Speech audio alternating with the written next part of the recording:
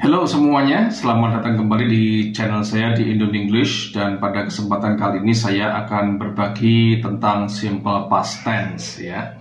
Nah, sebelum kita mulai berlatih mengungkapkan kalimat dalam simple past tense, mungkin akan lebih baik jika kita mengetahui terlebih dahulu arti dari kata simple past dan tense ya. Di video saya yang lalu, saya sudah menjelaskan tentang kata tense ya. Nah, saya ulang sedikit bahwasanya tense itu adalah kata kerja yang menunjukkan waktu ya. Kemudian kata past ya, ini adalah waktu yang menunjukkan masa lalu ya, lampau. Nah, kemudian simple itu ya. Simple itu bisa saya artikan sebagai tidak adanya keterlibatan present participle, itu kata kerja yang ada ing-nya itu. Dan juga tidak ada keterlibatan kata kerja past participle. Ini kata kerja yang muncul bersama have, has, had pada situasi perfect ya.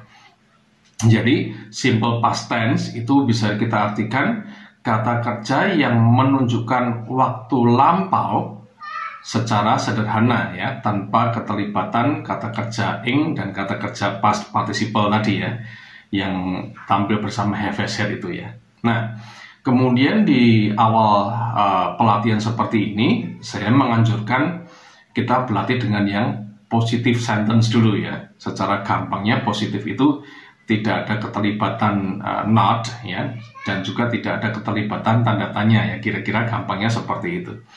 Kemudian kita maju sedikit.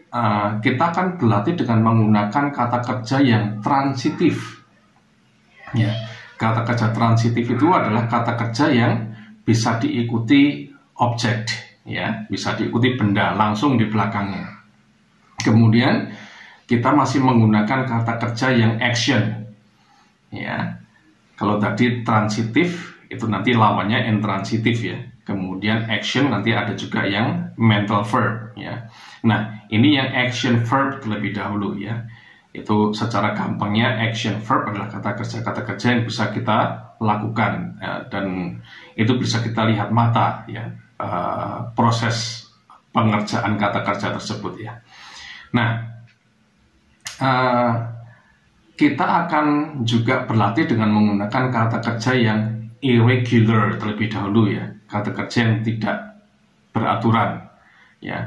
Dan dalam bahasa Inggris ada kata kerja yang beraturan dan juga ada kata kerja yang tidak beraturan. Nah, kita akan berlatih dengan yang tidak beraturan dulu ya, irregular. Jadi istilah-istilahnya bisa diingat ya. Tadi ada transitif ya, bisa diikuti objek secara langsung ya, benda secara langsung. Kemudian action verb ya, kemudian positif ya, kalimat positif, dan ini adalah kata kerja irregular ya, kata kerja irregular. Nah, saya bisa sampaikan juga bahwasanya mengapa kalau saya secara pribadi ya, kalau saya mengajar bahasa Inggris, saya lebih suka menaruh pembelajaran simple past tense tepat sesudah simple present tense ya. Dan saya lebih suka melatih anak-anak untuk mempelajari dua tenses ini terlebih dahulu ya. Di pembelajaran simple present tense di video saya yang lalu, saya menyampaikan bahwasanya simple present tense itu adalah tense yang paling pertama ya, di ranking pertama yang sangat sering digunakan dalam kehidupan berbahasa setiap hari ya, bisa mencapai sekitar 50 sekian persen. Kemudian yang di ranking kedua adalah simple past, itu sekitar 20% mungkin ya. Jadi saya lebih suka melatih anak-anak untuk menguasai kedua tenses ini terlebih dahulu ya. Dan bagi saya justru simple past tense ini lebih gampang penguasaannya. Mengapa demikian? Karena kata kerja simple past verb ya, saya menyebutnya seperti itu. Kata kerja simple past verb itu tidak dipengaruhi subjek ya. Jadi kata kerja simple past verb itu bisa digunakan untuk semua subjek tanpa ada penambahan huruf-huruf apapun sesudahnya. Tidak seperti simple present tense ya. Kalau simple present tense untuk orang ketiga tunggal ya, untuk subjek orang ketiga tunggal, verb yang mengikutinya akan mendapatkan akhiran s atau es ya.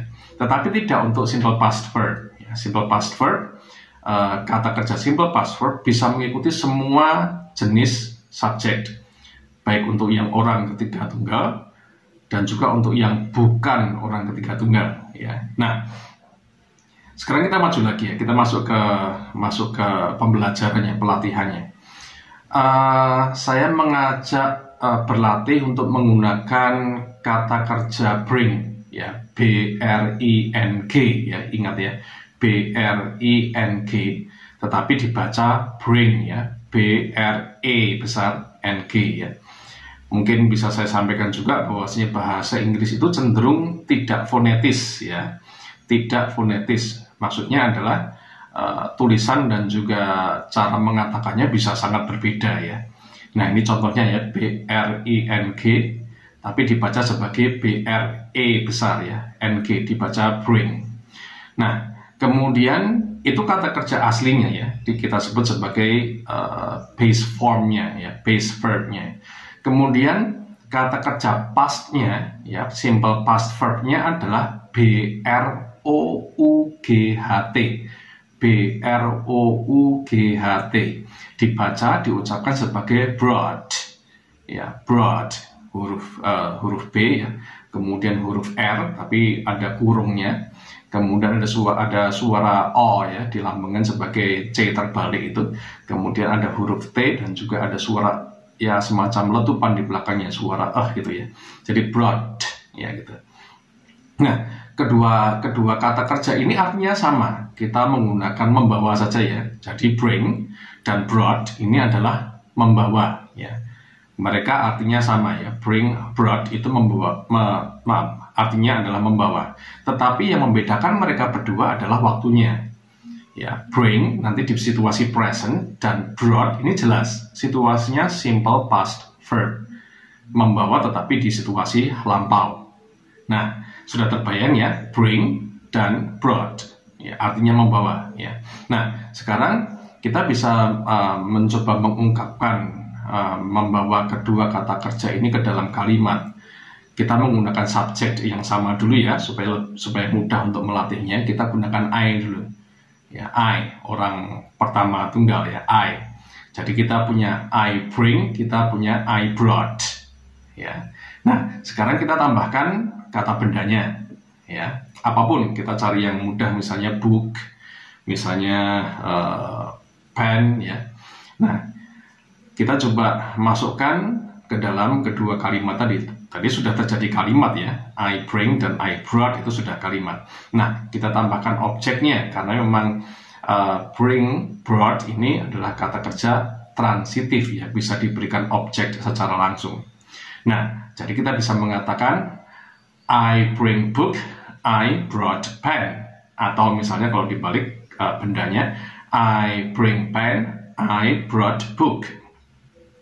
Cukup mudah, ya, pembayangannya, ya. Nah, kalau semisal sudah bisa dipahami proses kerjanya, nah sekarang Anda bisa menggunakan kata kerja yang lain. Misalnya kita bisa menggunakan membangun, ya, B-U-I-L-D, itu untuk kata kerja aslinya, untuk situasi presentnya nanti. Kemudian B-U-I-L-T, ya, itu untuk situasi simple past verbnya. Jadi nanti ada I build dan juga I built, ya. Kemudian misalnya kita ambil apa lagi, misalnya membeli, ya, B-U-Y, ya, B-U-Y. Kemudian situasi simple past verbnya adalah B-O-U-G-H-T, ya, dibaca, diucapkan bought, ya, buy, bought. Kemudian kita ambil misalnya catch, bisa, ya, menangkap, C-A-T-C-H, catch. Kemudian simple past verbnya adalah C-A-U-G-H-T, bisa kita ucapkan sebagai caught, ya, menangkap. Kemudian satu lagi, ya, memilih, C-H-O-O-S-E, ya, choose, dan juga C-H-O-S-E, chose, ya. Nah, kalau semisal sudah mulai paham proses pelatihannya, nanti bisa kita ganti, ya. Subjeknya bisa kita gunakan, kita bisa menggunakan subjek yang lain, bisa menggunakan you, we, they, ya, he, she, it, ataupun benda-benda yang lain, ya. Nah, semua kata kerja tadi ada 5 kata kerja ya. Nah, semuanya itu adalah transitif ya, bisa diikuti objek langsung di belakangnya ya. Jadi tadi build ya, apa misalnya house, school, office ya, team ya, membangun tim ya, TEAM ya. Kemudian buy apapun ya, bisa apapun, buy car ya, bought house apapun. Kemudian misalnya caught misalnya bisa butterflies, mouse ya, apapun ya. Ball juga bisa ya. Kemudian choose ya, bisa macam-macam juga ya, memilih apa ya. Choose ice cream ya, choose ice cream, choose juice ya, apapun. Oke. Nah, selamat berlatih. Mudah-mudahan penjelasan simple past tense ini sangat berguna untuk pembelajaran Anda semua di apapun level sekolahnya ya. Oke. Ya, terima kasih untuk perhatiannya. Kita bisa ketemu di video-video saya selanjutnya, dan juga Anda bisa melihat video-video saya yang lain. Ada banyak challenge di sana untuk melatih speaking, listening dan speaking juga. Oke. Terima kasih. See you around.